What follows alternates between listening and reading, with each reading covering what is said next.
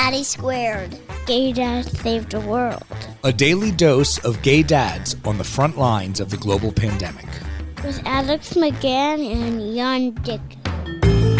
So I have this theory on. It's driven primarily through anecdotal evidence, and I have not done an extensive research on this, but here it is. Gays prefer iPhones to Android. Why do you think is that? I don't know. All I know is that for those of you who have an iPhone, when you go to type a text message to somebody, if they have an iPhone, it is likely that the arrow that indicates that you will be sending the message is blue. Whereas if the message is going to somebody who does not have an iPhone, the arrow is green. Right? Sounds like Rubik's Cube. And what I'm saying is, the gays always seem to have the blue bubble. Ooh. Yeah. Gays like the iPhone. Okay, there's a spider here. There's a spider? Yeah. Oh, yeah. What we would really like is for our listeners to email us at hello@daddysqr.com and opine on the subject of iPhones versus Android, because God knows that's what's important during this global pandemic. God knows we have anything better to do. Right? Welcome to Daddy Squared, Gay Dad Save the World, Day 9. I think it's important for us to always remind everybody that when we say Gay Dad Save the World, we are not talking about ourselves. We're talking about the wonderful people that we're interviewing. The COVID gaze is something that I have started to see and that I find kind of warming and comforting. And it is that, as you walk around the street or you go to the supermarket or whatever it is that you have to do, you're now wearing, most people in the big cities are wearing a mask and gloves and whatever else. And so there's not much of you exposed to each other. But I've noticed that as I pass people on the street and we look at each other, there's a kind of a smile. There's a kind of a... You can't know, but it smiles. You just sort of look at each other and there's a kind of a nod that says, I know how ridiculous this is. I know how absurd it is. We're all in this together. And we're all in this together. And also, I'm moving away from you right now because I'm not allowed to get close to you. But I promise it's not because I'm afraid of you, or it's not because I don't like you. And there's something very warming about it. And it's funny because my husband and I were talking about this the other night, and he was talking about how he sort of took it to feel... It depends. Sometimes you see the gays where it's not good gays. It's like, get away. It's disgust or fear. Yes. Yeah, but I haven't experienced I have the that. gaze to people who are not wearing a mask. Totally. Well, yeah, that's true. You mean because they're not wearing a mask and they should be. So it's a judgment versus... No doubt. But I'm just saying I feel like in this bizarre way, the people that I see on the street or in the supermarket that I can't get physically close to, I am connecting with in a way that I never used to. Okay, let's take this theory, and now I'm going to join forces with all of the people who are gazing in a good way to each other. Okay. And I'm going to try that too, and hopefully enough of us, we're going to do it in the world, so the world will become a better place. I certainly hope so. It's a start. Yeah. All right. Today we're calling Tucson, Arizona. We're going to speak to Drew Cronyn. He's a primary care pediatrician. He's going to tell us a little bit about his life and work. Yeah, it was hard not to ask him any advice about our kids while we had him on the phone, but... We somehow managed. We managed to exploit him a little bit. Let's do the interview.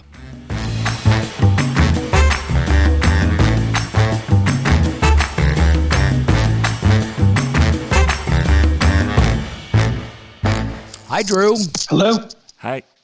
Oh, good. You can hear me. Yes. We can hear you. Let's start. Tell us a little bit about your work and how has it changed since the pandemic? So I am a general pediatrician, and I also have a large transgender medicine practice as well. And it has radically changed. As a pediatrician, most of my day is normally spent taking care of well kids. And since we want to keep kids well, we're keeping them away from the office. So it means that we've really dropped a huge part of what we do and instead are doing critical visits by video or telephone, and then visits where we have to have an exam and it's critical we bring into the office. And So it's a huge change. yeah, it sounds that way. I mean, I assume that there's quite a bit that you can get done via video. What is the ultimate impact, though, in terms of, what do these patients have to delay that they would otherwise be able to do with you? For a lot of kids, it's those wellness checks. It's where we bring someone in to make sure they're developing correctly. If they're in school, that school is going well, talking about their diet and exercise. So it's those things that, and the focus of pediatrics is always helping people reach their potential, be the best they can be. It's not like adult medicine where you're just trying to cure all their illnesses and treat their problems. Mm-hmm. And so a lot of it's just putting off this routine checking to make sure we're still progressing the way we should be. Okay. Because we're still seeing the kids with coughs and colds to make sure, their oxygen isn't falling apart. They don't need to be at the hospital. Right. And that's what primary care pediatrics is doing right now, is we're keeping kids out of the emergency room. So people in emergency rooms can take care of the people who are really, really sick. Right. And so tell us, can you give us a little bit of a family, your family situation? What you got? So there's me and my husband, Richard, who is also an essential employee. He is in charge of people and culture at a food bank. Oh, wow. Where their needs there have gone up 2 to 3 times over the last few weeks. Yeah. So huge number of people who need food. And then we have a 16-year-old, and he is a sophomore in high school. Oh, wow. So how is it going for him at school? Does he keep it's business as usual, but from home? It's been a big adjustment. For a lot of kids, he has dyslexia and ADHD, and for a lot of kids with those sorts of needs, the structure of school is really important. Right. And so the being there, having a teacher tell you what to do at set times, helping them to break down what your homework is. And so it's been a real adjustment for all of us to help him out with that. And we're actually tending to focus more on the things he really enjoys learning about. So he's involved with an internship doing monitoring of different species in the area, and we're tying that into his biology class. Mm-hmm. He likes theater, so we're watching more plays and musicals and applying the principles that his teacher at school has for theater. And letting some things go by the wayside. Yeah. Well, I think we all have some experience with letting things go by the wayside during this time. Do you guys want to kill each other yet?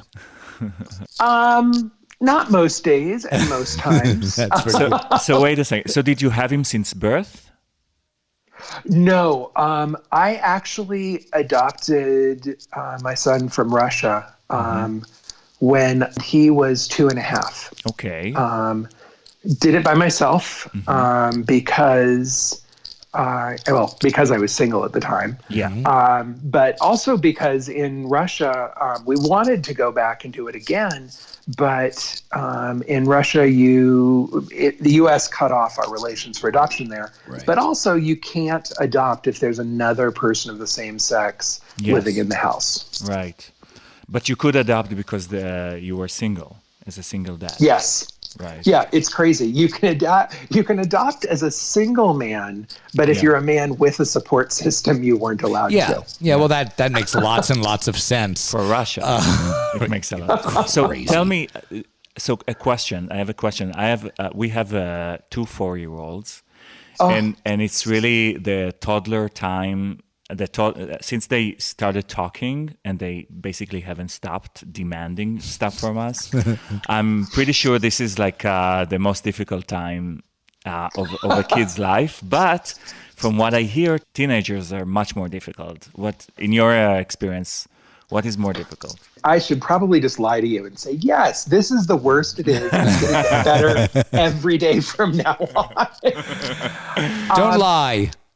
You're emerging from that very difficult toddler time.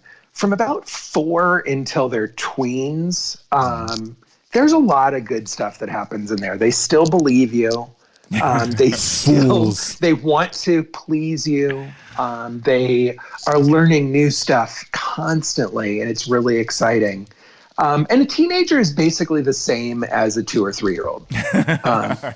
And interestingly, I mean, we're in the sandwich generation, so we're taking care of my husband's father as well, is in a memory care center near here. And the needs of someone at that age are very similar to a teenager or a toddler. It's very focused on them. And it can be very challenging. I have to say, though, teenagers, there is also a certain rewarding bit to it that when they like you, they are fun to hang out with, and they are hysterically funny. And my son is very smart, and so during those times, it is great. Right. Yeah. So tell us, during this time, can you identify some things that you consider to be silver linings of this, horrible global pandemic, the things that have changed or experiences that you're having that are special? Yeah, I would say there are definitely more times for interaction with my son than we would normally have. And so it's those times that you don't plan, where, I'm sitting there cooking something and he comes over to say hi because he's gotten tired of whatever's going on in the house, and we can talk for a little while. Yeah. It's those kind of stolen moments.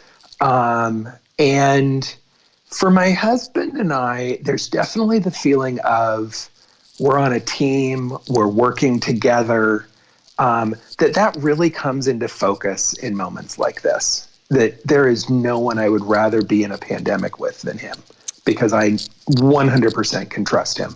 Oh, God, you're making my husband and I hold hands right now while you just said that. How dare you? So what is the last time you laughed? There was a dad joke. There was a dad joke I saw online that made me laugh. Which hopefully you haven't already mentioned this or heard it. Wow, tell us. Do you know what the difference is between Dubai and Abu Dhabi? No. Well, Dubai, they don't like the Flintstones, but the people in Abu Dhabi do. Oh my God, that is a capital crime. Yes. That's very good. Well, I know your 4-year-olds will probably like that. My 16-year-old will roll his eyes and then laugh under his breath. Yeah, of course he's laughing. Oh my God, that's really funny. The people of Abu Dhabi probably wouldn't get it. Actually, they might, because a lot of the old cartoons get out there. That's really good. Yes. That's good stuff. Thank you. And listen, one last question that we think is really very, very important. And that is very important, which is we would like you to share with us the food that you have eaten over the last week that you are the most ashamed of.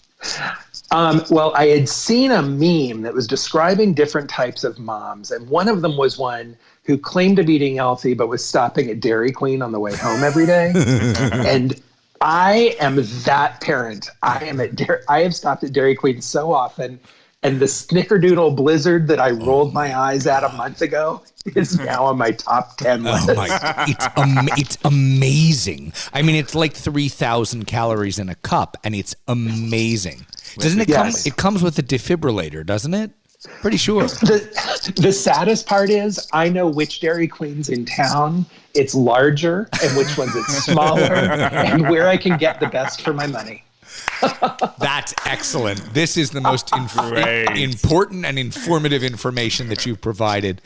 Listen, we cannot thank you enough for coming on and sharing your story with us. And of course, we can't thank you enough for what you're doing during this pandemic and miserable situation. Well, thank you very much. I do appreciate it. I got to tell you, I love my job. I'm very lucky to have it. And I admire the people who are out there on the front lines in emergency rooms and ICUs doing even more. You said they're walking into the fire every day. You said it. Thank you so much. Take care. Thanks a lot. Have a good day. Bye. That is clear.